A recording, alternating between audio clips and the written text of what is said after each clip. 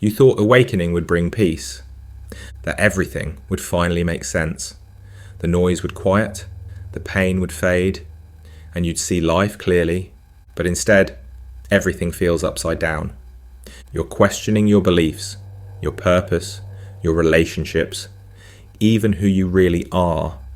The things that once gave you comfort now feel hollow. And sometimes you wonder, am I awakening or am I losing myself?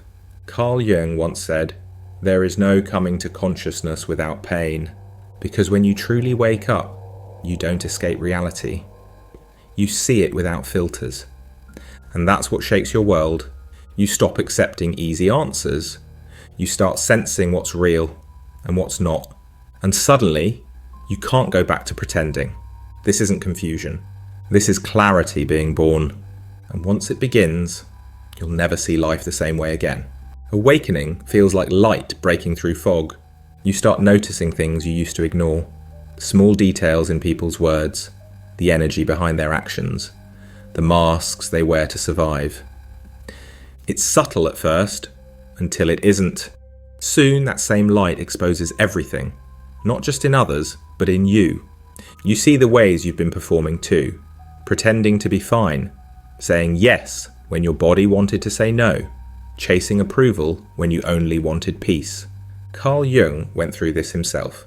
In his mid-30s, when he broke from Freud, he entered what he called his confrontation with the unconscious. For years, he documented his dreams and visions in what would become the Red Book. He wasn't seeking theories. He was trying to understand what was happening inside him. He said it felt like falling into the depths. That's what awakening does. It pulls you inward, into the places you've avoided. You begin to see patterns you never saw before. How your fear of rejection shaped your kindness. How your ambition was sometimes a cry to feel worthy. How even your spirituality can become another mask. A quiet way of hiding pain behind positivity. The more aware you become, the harder it is to look away. You can't unsee what you've seen. You start asking, if I'm not who I've been pretending to be, then who am I? If the things I used to care about don't move me anymore, what's left? It's confusing, yes, but it's also sacred, because questioning isn't the end of your growth. It's the beginning of your truth. As your awareness deepens, you feel a strange emptiness where certainty used to live. The things that once made sense, your ambitions, beliefs, even your sense of right and wrong, begin to lose their sharp edges. You notice how many choices were shaped by fear. Fear of not being enough, fear of disappointing someone, fear of standing alone. It's not that you were fake, you just didn't know there was another way to live. Carl Jung wrote about this in Modern Man in Search of a Soul. He said most people don't truly live their own lives. They act out the expectations of the collective. When you start awakening, that illusion falls apart. Suddenly you see how much of you was inherited. The career you chose to make your parents proud. The personality you shaped to fit in. The way you learned to smile so no one could see how tired you were. You start asking questions you never dared to ask. Do I actually want this life? Who am I when I stop performing? That's where many people panic, because the mind has spent years building walls of meaning just to feel safe. When those walls crack, you feel exposed, unanchored. Jung once said, people will do anything, no matter how absurd, to avoid facing their own souls.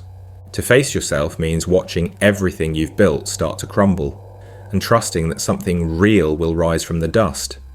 He saw this in one of his patients, a successful man who had recurring dreams of being trapped in an old house. Each time, he'd walk deeper inside, only to find another room hidden behind the walls. Jung helped him realize the house was his psyche, and each room was a part of himself he had never lived. He had built his life so perfectly that he'd left no space for his own soul. That's what many of us do. We trade authenticity for approval until awakening comes along and starts knocking on the locked doors. It's painful, yes, but it's not punishment. It's the psyche's way of saying, there's more of you to be lived. As your awareness grows, you don't just see light, you start seeing your shadows too. Not the ones you talk about, but the ones you've spent years running from. The envy, the resentment, the selfishness, the small, hungry parts that never got love. For the first time, you realize awakening isn't about becoming pure.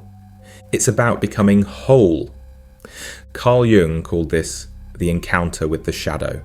He wrote, "There is no light without shadow, and no psychic wholeness without imperfection." Because awakening isn't about rising above your flaws. It's about seeing that they're part of your wholeness. You start noticing how often your goodness came from guilt, how your patience came from fear, how even your compassion sometimes came from the need to be liked. And you begin to wonder, was I ever truly kind? Or just trying to be seen as kind? That realization hurts. But that's what real self-awareness feels like. It burns through illusion until only truth remains. Jung saw this in many patients. People who thought their suffering came from the world, when it was really coming from the parts of themselves they had disowned. A woman who couldn't stand her husband's anger until she saw she was terrified of her own. A man who judged others for being lazy until he realized how exhausted his own soul had become. The shadow shows you where you're still split, but you're not breaking. You're integrating. You're learning to sit with contradiction, to be kind and still have boundaries, to love deeply and still walk away, to feel anger without letting it poison you. That's the paradox of awakening. It doesn't make you perfect. It makes you honest. Jung once said, "I'd rather be whole than good, because goodness can be faked. Wholeness cannot. You don't heal by becoming someone better. You heal by becoming someone real. At some point, you feel it. The quiet distance between you and the world you used to know. It's not dramatic. You still laugh. You still show up. But something feels off. Like you're watching life from the outside now. Conversations that once excited you start to feel shallow. You can't fake small talk the way you used to. The parties, the gossip, the chase for validation. It all feels empty. Carl Jung wrote that modern life pushes us to identify with the crowd, to become normal. But the more conscious you become, the less that word means anything. You realize that normal isn't peace. It's just collective distraction. You start questioning the world's version of success, the endless striving, the obsession with being seen, the need to constantly prove your worth. That questioning can make you feel like an outsider, not because you've changed too much, but because you've started to see too clearly, Jung once said. The more you cling to collective ideals, the more you are deprived of your individuality. That's what awakening threatens. It makes you too awake to belong everywhere you once did. You might notice people pulling away. Some think you've become distant or strange. Others just can't relate anymore. They still live in the world of surface truths. And you've started craving depth. It's not arrogance, it's resonance. So you go quiet. You observe more. You choose your words carefully, realizing that not everyone is ready to hear what you see. There's a strange grief in that, because you're still the same person, but everything around you feels foreign. Even joy changes shape. It's less about excitement and more about stillness. Less about chasing, more about being. In that stillness, something begins to grow, a deeper sense of self that no crowd can give you. You realize awakening doesn't make you superior. It just makes you honest about what no longer fits. The price of awakening is belonging.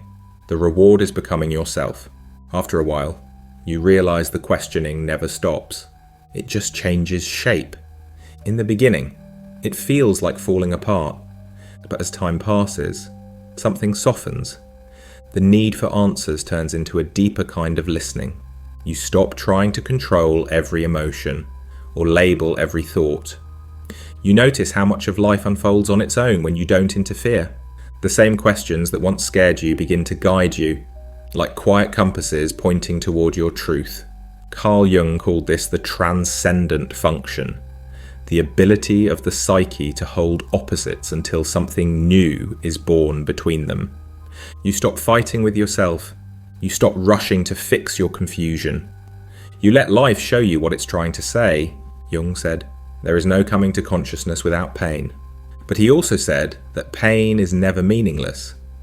It's the language your soul uses to get your attention. You start seeing this in real life. That friend who left, they taught you boundaries. That job that broke you, it revealed what you were never meant to chase. That season of emptiness, it stripped away everything false so something truer could emerge. You begin to understand that awakening was never about becoming untouchable or wise. It was about becoming real. You can still feel pain, still get lost, still fall apart, but now you do it with awareness. Your questions no longer destroy you, they deepen you. You start to trust the rhythm of uncertainty. You realize that truth isn't something you find once and keep forever. It's something that keeps revealing itself, layer by layer, as you're ready to see more. That's when awakening starts to feel less like chaos and more like coming home. Because the real peace isn't in having all the answers. It's in knowing you can live without them. At some point, you stop trying to figure everything out. You stop chasing meaning like it's a finish line. You realize that the more you try to hold on to truth, the more it slips through your fingers. And that's when real peace arrives. Not when you understand, but when you allow. Carl Jung said, the greatest and most important problems of life are all fundamentally insoluble. They can never be solved, only outgrown.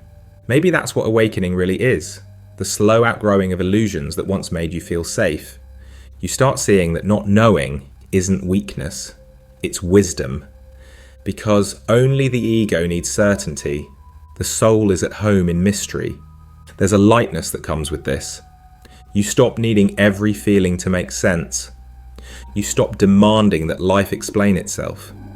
You simply meet what comes.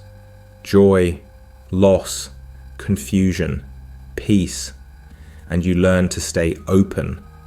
This is the quiet confidence that grows after the storm. You no longer need to convince anyone of what you've found.